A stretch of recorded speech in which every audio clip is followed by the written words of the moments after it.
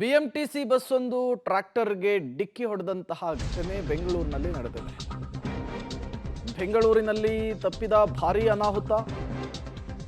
ಟ್ರ್ಯಾಕ್ಟರ್ಗೆ BMTC ಬಸ್ಸಿನ ಗುದ್ದಿದ ಪರಿಣಾಮ ಮುಂಭಾಗ ಜಖಮಾಗಿದೆ. ಡಿಕ್ಕಿ ಹೊಡೆದಂತಹ ಫೋರ್ಸ್ಗೆ ಬಿಎಂಟಿಸಿ ಬಸ್ನ ಮುಂಭಾಗ ಏನಿದೆ ಅದು ನಜ್ಜುಗುಜ್ಜಾಗಿರುವಂಥದ್ದು. ಸದಾಶಿವನಗರದ ಕಾವೇರಿ ಜಂಕ್ಷನ್ನಲ್ಲಿ ಆಕ್ಸಿಡೆಂಟ್ ಆಗಿದೆ. ಫುಟ್ಪಾತ್ನ ಕಸವನ್ನು ತುಂಬಿಸ್ತಾ ಇತ್ತು ಟ್ರ್ಯಾಕ್ಟರು. ಯಲಹಂಕ ನ್ಯೂ ಟೌನ್ನಿಂದ ಮೆಜೆಸ್ಟಿಕ್ಗೆ ಬಿಎಂಟಿಸಿ ಬಸ್ಸು ಬರ್ತಾ ಇತ್ತು. ದಟ್ಟವಾದ ಮಂಜು ಆವರಿಸಿದ್ರಿಂದ ಗಮನಿಸಿಲ್ಲ ಟ್ರ್ಯಾಕ್ಟರ್ ಇರೋದನ್ನು ಚಾಲಕ.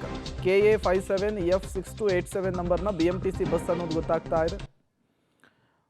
ನೋಡ್ತಾ ಇದ್ದೀರಿ ನೀವು ಬಸ್ಸಿನ ಮುಂಭಾಗದ ಪರಿಸ್ಥಿತಿ ಹೆಂಗಾಗಿದೆ ಅಂಥೇಳಿ.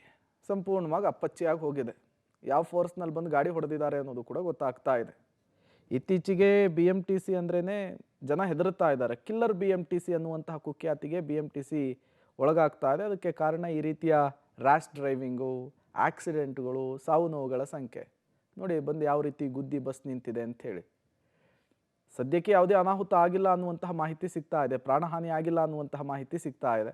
ಬಟ್ ಸ್ವಲ್ಪ ಹೆಚ್ಚು ಕಡಿಮೆ ಆಗಿದ್ರೂ ಕೂಡ ದೊಡ್ಡ ಅನಾಹುತ ಆಗೋದಿತ್ತು. ಬಸ್ ಬಂದು ಗುದ್ದಿದ ಫೋರ್ಸಿಗೆ ಅಲ್ಲಿ ಕಟ್ಟಿರುವಂತಹ ಕಾಂಪೌಂಡೇ ನೆಲಕ್ಕೆ ಬಿದ್ದಿದೆ. ಈ ಬಸ್ಸಿನ ಮುಂಭಾಗ ಸಂಪೂರ್ಣವಾಗಿ ಅಪ್ಪಚ್ಚಿ ಆಗಿರೋದನ್ನು ಕೂಡ ನೀವು ಗಮನಿಸ್ತಾ ಇದ್ದೀರಿ. ಚಳಿಗಾಲ, ದಟ್ಟವಾದಂತಹ ಮಂಜಿತ್ತಂತೆ.